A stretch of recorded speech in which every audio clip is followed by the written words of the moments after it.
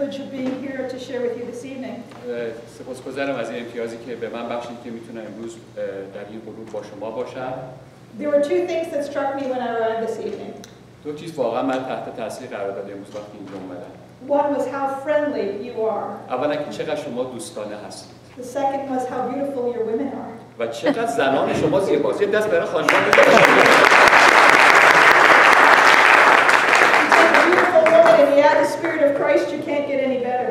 بله فقط وقتی روح خدا هم بر این دیگه بر این زن قرار بده دیگه شما چیزی دیگه بهتر از این نمیتونی پیدا کنید. آمین. I'm here to talk about prisons in Canada, although many of you have probably experienced prisons or heard about prisons at home. من امروز میخوام در مورد وضعیت زنان‌ها در کانادا با شما صحبت کنم. گرچه شما ممکنه قبل‌ها یه جوری تجربه با زندان‌ها در کشور خودتون جای دیگه داشته باشید. On any given day in Canada, there are 160,000 people who are in conflict with the law. در هر روز در کانادا حدود 160,000 نفر هستن که با قانون مشکل دارن. There are 40,000 men, women and children inside our prisons every single day. و در هر روزه بیش از 40,000 تا زن و مرد و بچه در زندان‌ها هستن. And then another 120,000 in our community, but still under supervision of our correctional system. و حدود 120,000 نفر ولی به یه شکلی دیگه تحت کنترل قسمت تصحیح سازی و پرورش هستن.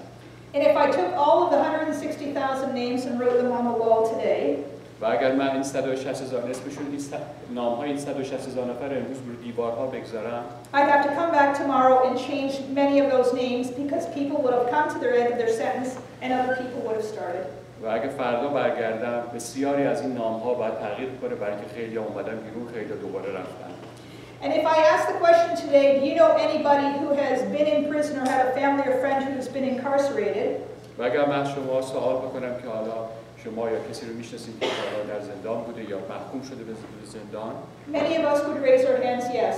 ما بعضی از دستمون رو بالا خواهیم کرد. And yet we still have trouble as Christians wondering what do we do with those in prison.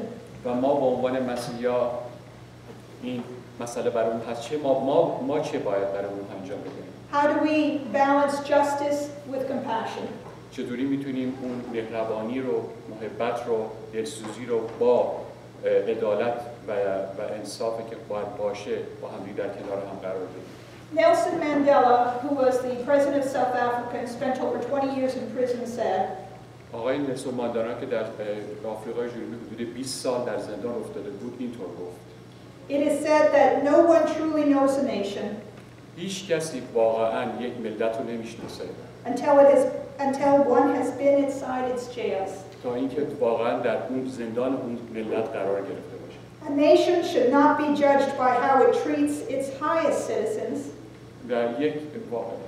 A nation should not be judged یک ملت نباید بر اساس این قضاوت بشه که by how it treats its highest citizens.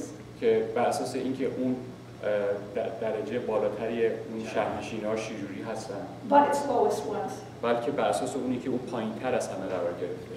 And that is where New Life Prison Ministry comes in with hope and compassion. برای همین هست این خدمت در واقع NLF که همین زندگی جدید برای زندانی‌ها خدمت هست شکل گرفته. We see our prisons as a way of entering in the gospel and the good news of Jesus Christ. ما زندانی‌ها رو اینطور می‌بینیم که بتونیم یک راه جدیدی داشته باشیم برای آوردن بشارت انجیل یا خبر خوش خداوند. To people who have maybe never opened the word of God in their life. برای انسان‌هایی که شاید هیچ وقت کلام خدا براشون باز نشده. Many of the people in prison, unlike many years ago when I was a chaplain, خیلی از این انسان‌ها مثل زمانی که من خودم در یک جایی مثل کلیسا کار می‌کردم جایی که دعا می‌شد. Have never entered the doors of a church at any time in their life. خیلی از این زندانی‌ها هیچ وقت وارد یک کلیسا در تمام مدت زندگیشون نشدن. And if you look at our prisons today, the majority of people in our prisons are Catholic. و اگر برگردید به زندانی‌ها نگاه کنید بیشترشون اینها کاتولیک هستن. The next group is Protestant. و گروه بعدی پروتستان‌ها هستن. And the last group that is growing rapidly is Muslim. و گروه سوم مسلمان هستن که به شدت هم داره رشد پیدا میکنه. To this end, New Life's prison ministry mission statement is: ما این عقیده نامه رو که مینیستری یا خدمت ما برای زندگی جدید اینطور هست که داریم. New Life Prison Ministry offers hope and direction. ما این خدمتمون امید و هدایت رو درست میکنیم. To those who are impacted through the criminal justice system. با اونهایی که تحت تاثیر این در واقع عدالت اجتماعی قرار گرفتن. By presenting the good news of Jesus Christ. با آوردن خبر خوش به اونها. Through Bible correspondence studies. به وسیله دروس کتاب مقدس به صورت آنلاین. Prison chapel services. یا به صورت اینکه بتونید در داخل زندان یه جایی برای دعا و داشته باشید. Visitation. با ملاقات‌ها. Video showings. و با نشون دادن ویدیوها. And aftercare support on their release. و بعدش با پشتیبانی اونها بعد از که اونها آزاد شدن. So let me take a moment to paint a picture of the typical person in prison. بذارید من یک شکل تقریبی رو از یک نفر که در زندان هست به شما نشون بدم. I spent 27 years as a chaplain in 6 different prisons in Ontario. من در استان اونتاریو در 6 زندان در قسمت اون کلیسای داخلیش یا مرکز دعاش کار کردم. I don't want to make everyone the same, but I want to tell you some of the similar facts. نمیگم همه شبیه همه، اما یه چیزایی که شباهت داره و واقعیت هست رو میخوام بهتون بگم. 80 to 90% of the people in prison have been sexually abused. 80 to 90? 80 to 90. عزیزان 80 تا 90% این که در زندان هستن در واقع به صورت جنسی بهشون تجاوز شده. We used to think that was only regarding women in prison, but we have learned that this is men also. ما فکر می‌کردیم قبلا فقط برای خانم‌ها بوده ولی این برای مردها بوده. 2/3 of the people in Canadian prisons have drug or alcohol problems. و 2/3 اونها مشکلات اعتیاد و اینها و الکل دارن. The average person in prison only has a grade 8 education. و تقریبا اون متوسط تحصیلاتشون گرید 8 است. They grew up in poverty and lived in poverty when they committed their crime. و بیشتر اینها در یک جاهای خیلی فقیر رشد کردن و بزرگ شدن و زمانی هم که این کار اشتباه کردن در همون شرایط. Over 2/3 are moms. Of the women, over 2/3 are moms. بیشتر از 2/3 این از خانم‌ها که اونجا هستن مادر هستن در زندان. And had at least one child under the age of 16 when they were charged. و بیشترشون وقتی که افتادن زندان حداقل یه بچه زیر 16 سال داشتن. They suffer with low self-esteem. و واقعا هیچ انگیزه‌ای نداشتن. Anger. و خشم داشتن. 1 in 4 has a serious mental health problem. یک از هر 4 تا یک نفرشون مسئله فکری و مغزی داشتن. Years ago, it was only 1 in 10. قبلا یک از 10 تاشون بود. But as serious mental health issues take place in our society, so it happens in our prison. و حالا همونطور که در جامعه ما این اختلالات مغزی و روحی داره بیشتر میشه، همونطور در زندان‌ها داره بیشتر میشه. Many have a history of self-harm or suicide. و خیلی از این زندانی‌ها خودآزاری کردن یا خود رنجی انجام دادن. They have no skills, no trades. و هیچ تحصیل و هیچ یا بعضیشون مهارتی ندارن. And I believe everyone is in prison because of a spiritual issue. من فکر می‌کنم خودم که هر کدوم از که در زندان افتادن به خاطر مسئله اشکال روحی هست. And I see that grief and loss is that spiritual issue that everyone is in prison about. و من فکر می‌کنم این قصه ها و دردها همش دردی هست از همون مسئله روحی و اشکال روحی که دارن. So if these are the people we're looking at, New Life Prison Ministry says these are the people we want to reach. اگر به این آدما که الان گفتم دارید نگاه می‌کنید، این خدمت ما اینه که ما باید به داد اینها برسیم. Why? Because we believe in that passage you read earlier that in Christ we are new creations. ما چرا؟ برای اینکه ما هم الان خوندیم در کلام خدا، برای اینکه ما الان در مسیح یک خلقت نو هستیم. آمین. So if you look at our table over here, you would see Bible studies and inside exams that we mail out for free to our offenders. اگه شما برید به میز ما توجه کنید، ما اونجا یک در واقع مطالعاتی که مقدسی داریم که اینها رو به اون زندانی‌ها می‌فرستیم. The offender mails back the exam inside. به صورت امتحانی هست و اون کسی که اینو گرفته اینو دریافت میکنه. And then we send them back 2 more studies and then the exam marked with a diploma. و بعد از امتحان اول 2 تا امتحان دیگه براش میفرستی و بعد بهش دیپلم میدی. Because in some prisons they have nothing to do. They pick up these studies. برای اینکه در بعضی زندان‌ها هیچ کاری ندارن بکنن، فقط همین میتونن مطالعاتی که ما براشون میفرستیم انجام بدن. And people who have never entered the church, and Muslims, and Buddhists, and Hindus, they are all doing our studies. و خیلی از اینهایی که به هیچ عنوان تا حالا پاشون به کلیسا نرسیده، از مسلمان‌ها گرفته، هندوها گرفته، بودیسم‌ها گرفته، میان و شروع میکنن به خوندن این کورس‌ها. Once a month, we receive, and every month, at least 1,000 studies back from across Canada. ما تقریبا هر ماه حدود 1000 تا از این کورس‌ها که اینا خوندن به ما میرسه. We are in 103 of 143 prisons in Canada. 103 of 143 prisons. ما حدود 140 خورده از این زندان‌ها در کانادا داریم. Scripture tells us very clearly that we are to visit those in prison. کتاب مقدس خیلی روشن و واضح به ما میگه که ما باید از زندانی‌ها ملاقات کنیم. Hebrews chapter 13:3 also says we are to pray for those in prison as if we ourselves were in prison.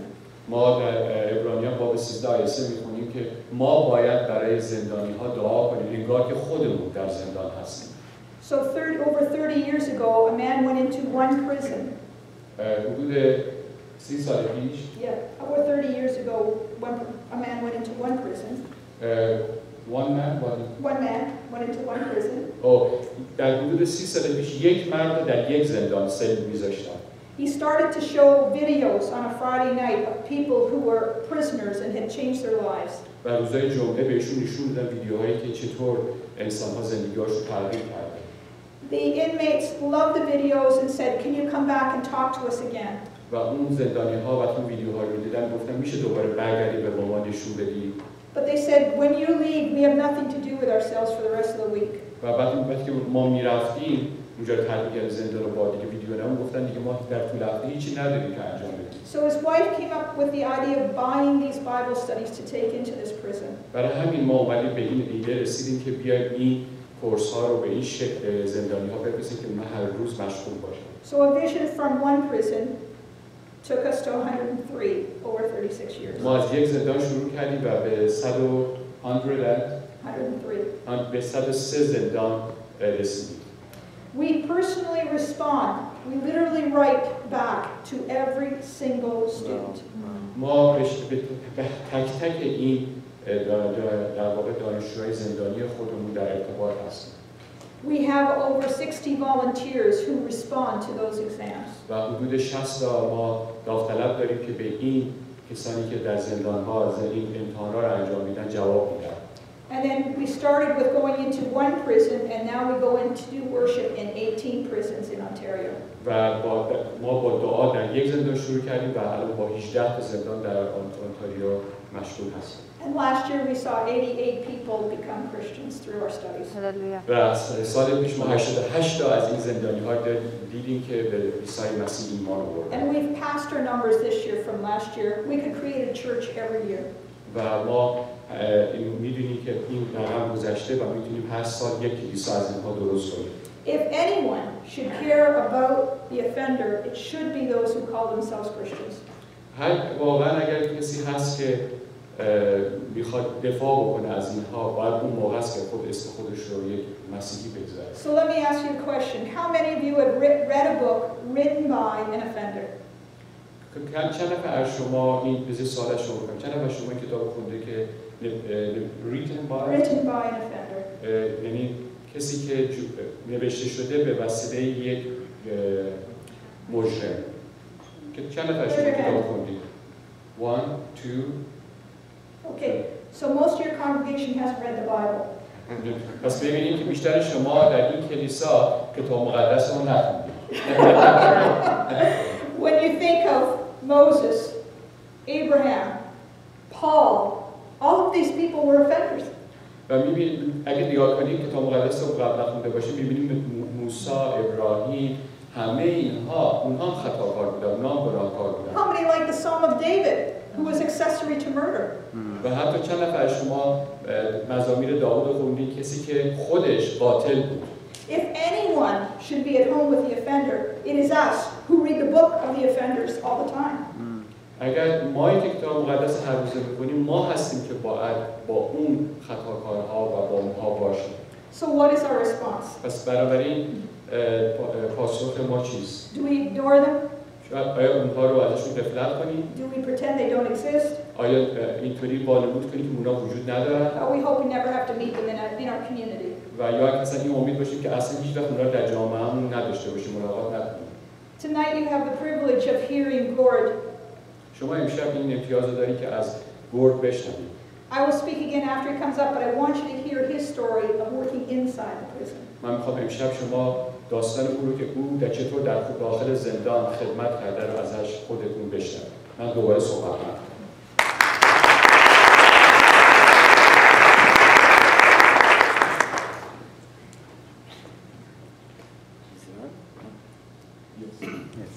Hello, I'm Gord. سلام می‌کنم، من گورد هستم.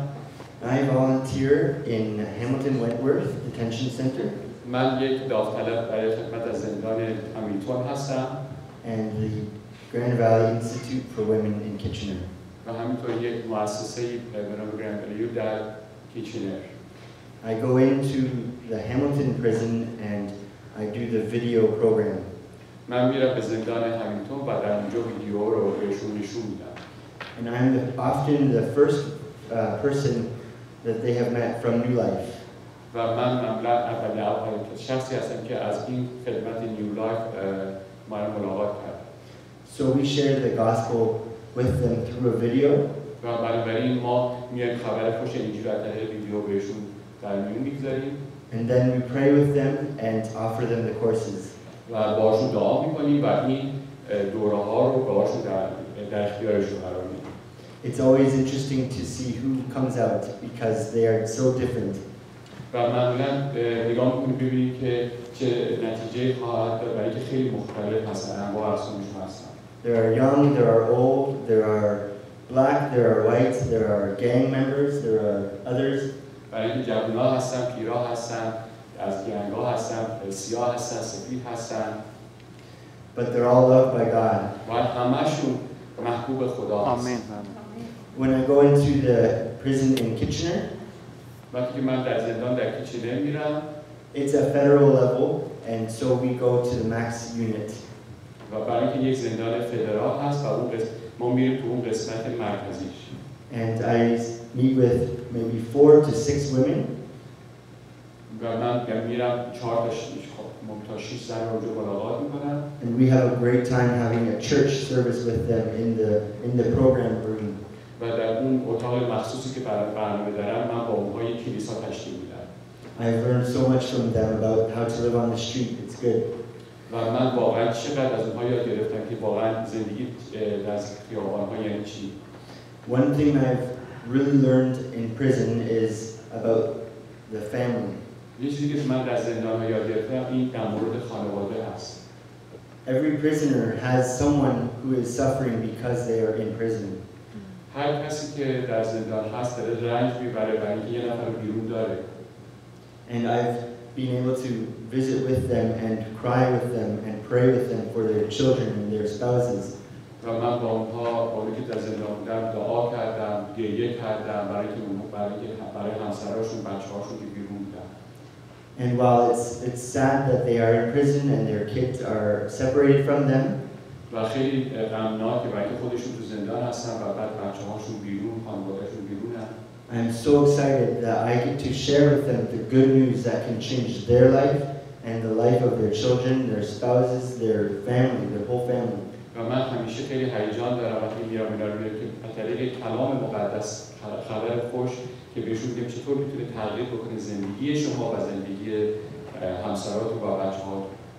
So I've learned to really love these inmates and their families because Jesus loves them so much and I need to love them too when I see them. من هم یاد گرفتم که چطور اینها رو دوست داشته باشم زندانی‌ها چون که عیسی مسیح همه رو دوست داره و زندانی‌ها رو دوست داره که چطور به اینها رسیدگی بشه.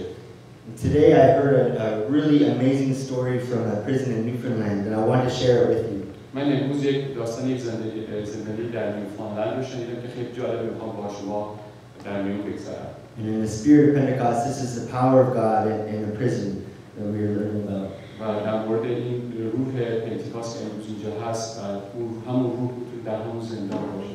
There was an inmate who was in conflict with the officers, and he was very angry. یه زندانی بود که با اون افسرایی که پلیس در داخل زندان درگیری شده و خیلی خشمگین بود این زندانی. And the officers were just about to give him some pepper spray. و نزدیک بود که این افسرها شروع کنن بهش اسپری فلفل رو بزنن. That would have started a prison riot. و برای همین نزدیک بود که تمام زندان شورش کنن. And one of our New Life students asked the officers if he could have a moment to speak to this man. و یکی از اعضای این خدمت ما که برای نیو لایف مینیستری هست درخواست کرد از اون افسرها که اگه میشه به من وقتی بدید بتونم با این زندانی‌ها صحبتی داشته باشم. I forgot to say, this is in the last week or so. This was just this last week. همین که میگم همین هفته پیش اتفاق افتاد. And so the officers allowed this man to go to his friend and speak to him. و این افسرها اجازه دادن که این همکار ما بره با اون دوست زندانیش که اونجا هست صحبتی داشته باشه. And he whispered in his ear something like, "You are a Christian now, remember that, and you need to act differently." و در گوشش خیلی آروم گفت ببین تو دیگه الان مسیحی شدی، تو الان باید رفتار تغییر کرده باشه.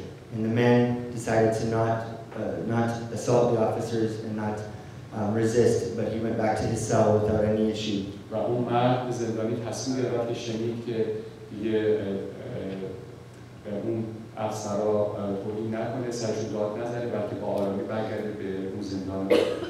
God's Spirit worked in this man to help his brother in Christ so that they could have a testimony and save the prison from a riot. It's amazing. و ببینیم چطور روح خدا از طریق این همکار ما با اون دوست زندانیش اثر کرد که باعث شد که اون آروم بشه و اون شورش که قرار بود انجام بشه انجام نشه و همه چیز به آرومی انجام بشه. Hallelujah. Thank you so much. Hallelujah. Thank you.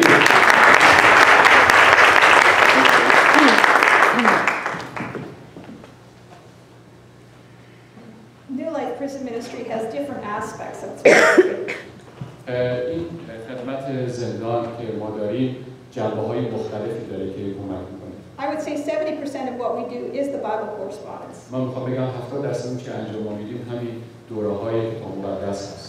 10% of what we do is going into those 18 prisons. و 10% اون که ما انجام میدیم برمیگرده به اون 80% اونها. But the other 20% we do is aftercare. و 20% کاری که می‌کنیم اینه که بعد از این از اینها مراقبت داشته باشیم. In the last prison I worked in, آخرین زندانی که من درش کار کردم I offered 16 programs a year. من 60 تا برنامه در سال عرضه می‌کردم. But you can give anybody all the programs they want. ولی شما نمیتونید تمام برنامه‌ها رو به یک نفر بخواد بهش بدید. The truth comes when they hit the road and they leave the prison. واقعا اینه که اون حقیقت زمانی شروع میشه که اونها از زندان بیرون میان و آزاد میشن. And if I asked you today what you think the greatest factor is why people come back to prison, اگر امروز شما سوال بشه که چرا بعضی از اینها دوباره برای آزاد میشن دوباره برمیگردن به زندان، you might say no money, no job, not a home. ممکنه بگید خب برای اینکه هیچ پولی نداره، خونه‌ای نداره، شغلی نداره. You might say drugs and alcohol. ممکنه بگید خب شاید به خاطر مواد، به خاطر الکل. People come back to prison because they're lonely. میدونید مردم به زندان دوباره برمیگردن برای اینکه تنها هستن. People come back to prison because they have no one positive in their life. برمیگردن اینا دوباره به زندان‌ها برای اینکه هیچ نفر مثبتی تو زندگی‌هاشون کنارشون نیست. We offer a program called Dismiss. ما یک برنامه‌ای که براشون داریم به نام دلتنگ شدن یا از دست دادن هست. Where offenders can come together and worship God together in a safe place together as ex-offenders.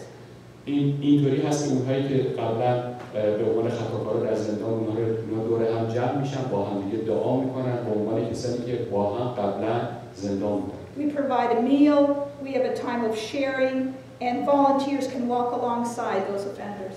اینا ما اون موقع بهشون غذا میدیم و یک از داوطلبین گروه خدمتی ما میتونه بره باهاشون صحبت کنه. We're in several southern Ontario cities today. ما در چندین شهر قسمت اونتاریو جنوبی هستیم. And we're looking to expand across Ontario. و ما داریم گسترش میدیم کارمون رو در سراسر اونتاریو. Our latest initiative آخرین کاری رو که انجام داریم میدیم که is an audio device that you can see at the table. It's about the size of a cell phone. یک چیز هست، یک چیز صوتی هست، در دستگاه صوتی هست که مثل قدری چیز تلفن هست.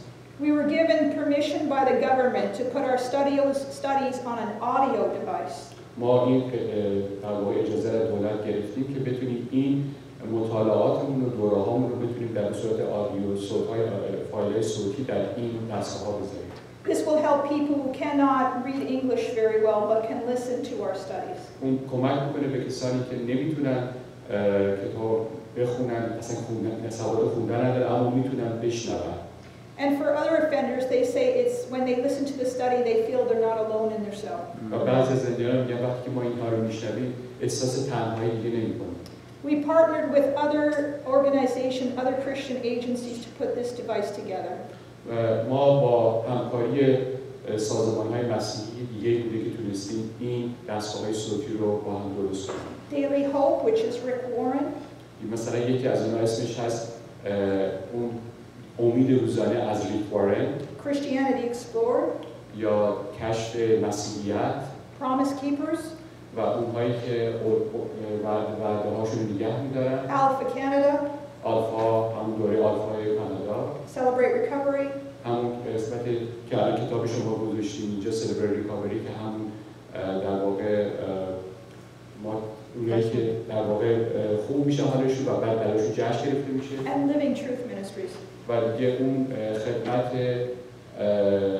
زندگی حقیقت زندگی هست. For $20 for each one of these devices. برای هر کدوم از این دستگاه صوتی حدود $20 قیمتش هست. We can take the studies, we can take testimonies of ex-offenders, music, and information about how to succeed on the streets. ما در این در واقع دستگاه‌ها شهادت‌ها، کلام و همین دوره‌های خودمون رو میتونیم در اونها بگذاریم و اون تجربه‌ای که در خیابون‌ها داشتیم. So as we close off, we're going to show a video on the ark, but before we do, I want to tell you two ways that you can help us. قبل از که من تموم بکنم یه ویدیویی می‌خوام نشون بدیم اما دو راه هست که میتونید شما اگه بخواید کمک بکنید. The most important thing you can do is prayer. اولین مهمترین چیزی که شما میتونید انجام بدید اینه که واقعا با قلباتون دعا کنید. We are a ministry based on prayer. ما خدمتی رو داریم که بر اساس دعا درست شده. Every noon we stop and we pray for the offenders that we're working on and their requests. ما هر ظهر توقف میکنیم و دعا میکنیم برای تمامی زندان‌ها و زندانی‌ها. We put a monthly guide out every month for all the requests that our offenders make for us for prayer. و هر ماه یک درخواست‌های دعا داریم که برای همه اونها دعا میکنیم. And think about whether or not you'd want to sponsor even one device at $20 to go to an offender. و اگه دوست دارید واقعا بیایید به عهده بگیرید یه دونه این دستگاه رو $20 هست که بره به یه سراغ یه زندانی و شاید اون زندانی این بهش برسه و زندگیش تغییر کنه. Many years ago, the United Kingdom Prime Minister Winston Churchill said, خیلی سالهای پیش نخست وزیر انگلیس وینستون چرچیل اینطوری گفت. he was speaking of those in prison اون داشت با کسانی که در زندان بودن صحبت می‌کرد. when he said, there is a treasure. اون گفتش که گنجی هست. If only you can find it. اگر شما واقعا رو پیدا بکنید. In the heart of every man. و اون در قلب هر انسان است. Jesus said it this way. عیسی مسیح اینطور گفت. Jesus was fully aware people do evil things. خداوند دقیقاً عیسی مسیح می‌دونست که مردم کارهای شرارت‌آمیز انجام میدن. Because he said, let him who has no sin cast the first stone. برای اینکه اون گفتش هر کسی که اول گناه نکرده سنگ بندازه. But he was also aware that people who do evil things و این همونطور گفت در مورد کسانی که کارهای بد انجام میدن. have the potential to do good. این پتانسیل رو دارن که کار خوب هم انجام بدن. Because he said, go and sin no more. و اینکه بهش گفتش که به اون شخص برو و دیگر گناه نکن. Thank you so much for letting me speak. I hope you enjoy our last video on the air. خیلی ممنون که اجازه دیدید من صحبت بکنم. از ویدیویی که اینجا هستم لطفاً لذت ببرید.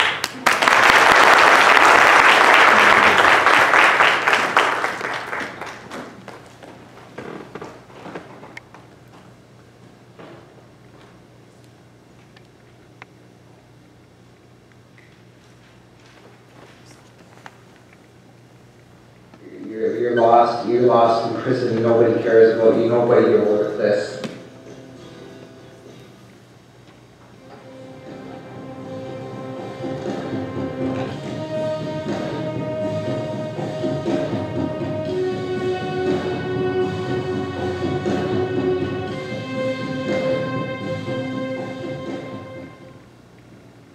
I was given a Bible in prison, but didn't know where to start and had no direction. I didn't know how to read the Bible. When I got the Ark, the Bible studies gave me direction and were easy to understand. The testimonies on the Ark gave me hope and faith that I could change my life as well. When I heard first about the Ark, I know how the Word of God changed my life. I'm really a follower of Jesus now. That's why it was put on my heart to get that out to people in prison, because there is hope. I know with that Ark, and they can hear it, there is hope. Even though you're in prison, you don't got to be in prison. You can be free in prison. A lot of these people are broken. They don't have nobody. They don't have nothing. And I know with this, with the Word of God, how it can change. It can transform someone's mind. As if you could just touch one heart, and that's one mind that's transformed. But imagine if you could get it to the next person, and it would be like, if you ever seen the movie Paid It Forward, it would be like a ripple effect. You get one heart going, you got the next heart going, you got the next heart going. Would you be considering and sponsoring some of these devices to get out to the institutions? As New Life Prison Ministry gets ready to launch the Ark, after calling 9 institutions, there was a request for 1,100 devices. There are 140 institutions in Canada. What are we going to do for the other 131 institutions? Would you consider being a sponsor to an institution? $20 will pay for 1 device. Brunswick is asking for 150 devices. Bowden is asking for 100. Dorchester 15, Atlantic Institution 500, Nova Institution 85, Grand Valley Institution 30, and the requests go on and on. Are you ready to help?